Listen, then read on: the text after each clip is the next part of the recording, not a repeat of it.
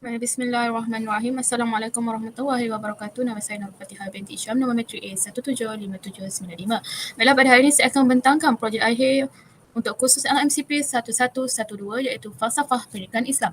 Dalam kursus ini kami dikehendaki untuk membentangkan ciri-ciri seorang guru yang diimpikan. Okay, mari kita teruskan. Okay, sebelum kita pergi lebih jauh, saya ingin menerangkan apa itu definisi seorang guru.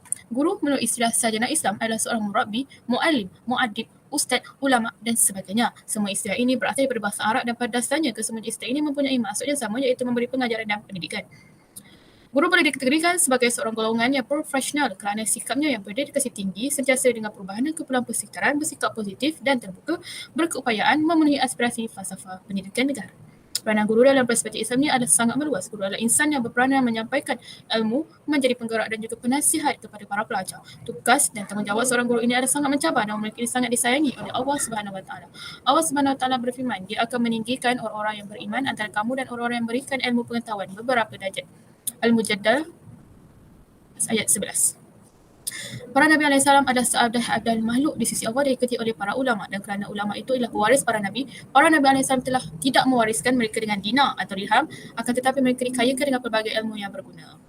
Ya Tuhan, kami utuslah kepada mereka seorang rasul dari kalangan mereka yang akan membacakan kepada mereka ayat-ayat Engkau dan mengajarkan kepada mereka Alkitab iaitu Al-Quran dan Al-Hikmah iaitu As-Sunnah, serta mensucikan mereka. Sesungguhnya Engkau yang maha perkasa lagi maha bijaksana. Surah Al-Baqarah ayat 129. Dan itulah kewajipan seorang guru dalam meneruskan tugas mendidik ummah. Dan Allah Subhanahu Wa Taala berfirman lagi, sesungguhnya orang-orang yang menyembunyikan apa yang telah kami turunkan serupa keterangan-keterangan yang jelas dan petunjuk setelah kami merangkakannya kepada manusia. Dalam Alkitab mereka itu dilaknati Allah dan dilaknati pula oleh semua makhluk yang dapat melaknati. Surah Al-Baqarah ayat 159. Okey, pendidikan menurut Islam. Pendidikan di dalam Islam adalah meliputi hal keduniaan dan akhirat, sama ada pendidikan itu menyampaikan ilmu fardu ain dan fardu kifayah. Seterusnya, ciri-ciri seorang guru yang diimpikan. Ciri yang pertama adalah guru yang penyayang. Yang kedua adalah guru yang bertanggungjawab. Yang ketiga adalah guru yang beradab sopan. Yang keempat, guru yang berpengetahuan luas. Serta yang kelima, guru yang berkemahiran dalam bidang ICT. Kita teruskan pada guru yang pertama, iaitu guru yang penyayang. Penyayang ini membawa maksud perbuatan dan perlakuan menyayangi, mengasihi, bersifat belas kasihan serta menghormati orang lain. Ini bermakna guru penyayang adalah seorang guru yang memiliki sifat kepedulian, iaitu concern terhadap setiap perkara yang berkaitan dengan muridnya, dengan cara mengamalkan nilai kasih sayang, bersikap mesra, mengambil berat, berbudi bahasa, saling menghormati, sentiasa ceria, prihatin dan sabar. Guru yang penyayang adalah guru yang menjiwai bahawa murid mereka merupakan aset penting yang perlu diberi perhatian, dijaga, dibimbing dan dihargai kewujudan mereka. Guru perlu sentiasa sabar dalam mendidik anak-anak ini. Kerana Imam Al-Ghazali juga pernah menggariskan bahawa kriteria unggul seorang pendidik antara guru harus sentiasa sabar menerima pakai masalah pelajar dan menerimanya dengan baik. Guru hendaklah bersifat penyayang dan tak kasih terhadap anak muridnya. Okey, yang kedua adalah guru yang bertanggungjawab. Guru harus bertanggungjawab terhadap anak didiknya. Salah satu bentuk tanggungjawab guru adalah mengajar ilmu pengetahuan dan memperhatikan tumbuh kembang peserta didik di sekolah. Sifat tanggungjawab dalam diri seorang guru akan mendorong guru tersebut untuk menyiapkan tugas yang telah diamanahkan. Pelajar adalah keutamaan mereka, di mana mereka akan bertanggungjawab ke atas setiap kejayaan dan kegagalan pelajar di bawah bimbingan mereka. Jika pelajar itu bermasalah, menjadi tanggungjawab guru tersebut untuk memberikan nasihat dan didikan supaya pelajar itu tidak ketinggalan dan terpesong menjadi pelajar yang tidak bernilai.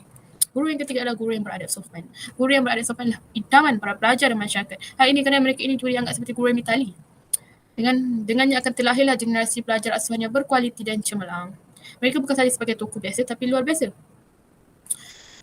Dan adab ini sangat diterapkan dalam ulama-ulama terdahulu. Seperti ayat tersebut, berikutlah adab dan akhlak seorang guru boleh mempengaruhi anak muridnya. Ulama Islam di zaman silam sangat mementingkan adab dan menuntut ilmu. Kata Al-Imam Abdullah bin Mubarak rahimahullah, aku mempelajari adab selama 30 tahun dan kemudian mempelajari ilmu selama 20 tahun.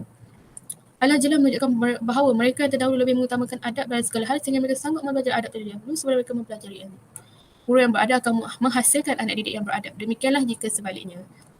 Al-Imam Malik rahimahullah pernah berkata lagi, ibuku pernah menyuruhku pergi kepada Rabi'ah dan mempelajari darinya adab dan kemudian barulah ilmunya.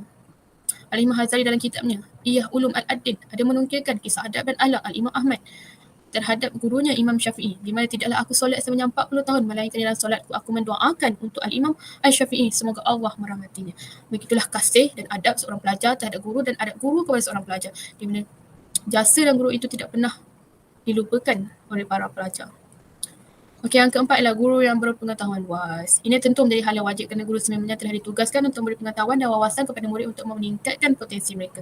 Murid-murid ini mempunyai sifat ingin tahu, jadi mereka akan menanyakan berbagai persoalan, isu yang berada di dalam benak pemikiran mereka. Jadi tugasan seorang guru inilah sangat besar kerana mereka perlu menjawab segala persoalan yang ada dalam diri pelajar serta menyampaikan beberapa ilmu-ilmu lain yang mungkin tidak diketahui oleh pelajar tersebut. Kemudian yang kelima ialah guru yang berkemahiran dalam ICT. Seiring dengan peredaran zaman hari ini, bidang perguruan sentiasa berkembang dan berubah sejajar dengan perubahan zaman. Perkembangan global dan teknologi telekomunikasi dan internet menuntut banyak cabaran kepada pendidik untuk mencapai misi nasional. Para guru mesti bersikap proaktif dan terangsang dengan perkembangan teknologi yang semakin canggih. Ilmu ICT mesti terlebih dahulu dapat dikuasai oleh para pendidik sebagai golongan yang akan menyebarkan kepada para pelajar. Ini adalah untuk mengelakkan daripada pelajar-pelajar hari ini tertinggal dengan kemajuan dan kemodenan zaman hari ini. Ilmu-ilmu ICT ini perlu diterapkan menerusi guru-guru di sekolah supaya mereka lebih cerdik dan kreatif dalam menyelesaikan sesuatu masalah. Okey, kemudian ini adalah kebaikan pendidikan ICT. Yang pertama ialah menarik minat pelajar untuk belajar dan fokus dalam kelas hari ini kerana mereka tidak lagi perlu berhadapan dengan kertas, pen, marker semata-mata dan mereka kini boleh dididik dan diberi ilmu melalui slideshare dan sebagainya.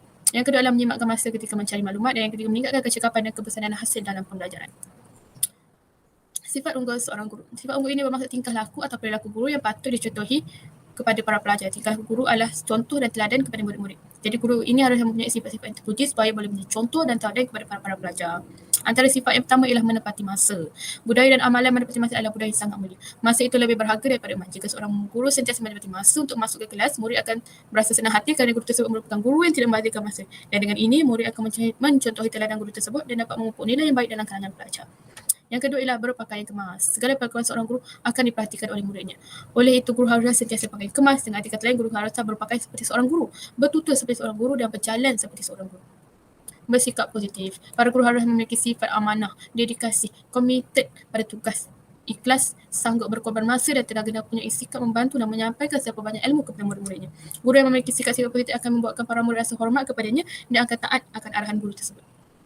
Ini adalah cara-cara membentuk guru yang unggul pada masa hadapan. Cara yang pertama ialah mempunyai sikap ingin tahu. Sikap ingin tahu ini akan mendorong seseorang guru supaya sentiasa berusaha menambahkan pengetahuannya. Yang kedua, menerapkan sikap suka membaca. Untuk menyampaikan ilmu dengan yakin dan menyampaikan pelajaran yang lengkap, guru harus sentiasa memperoleh ilmu dengan lebih mendalam lagi. Yang ketiga, mempunyai kemahiran bertutur. Keberkesanan penyampaian pelajaran bergantung kepada kemahiran bertutur seseorang guru tersebut. Guru yang menguasai berbagai bahasa akan menyampaikan ilmu dengan menggunakan bahasa yang difahami oleh muridnya. Mempunyai daya usaha. Seorang guru yang mempunyai kualiti daya usaha tidak akan terperangkap dengan rutin dan membosankan para pelajar untuk terus belajar dengannya.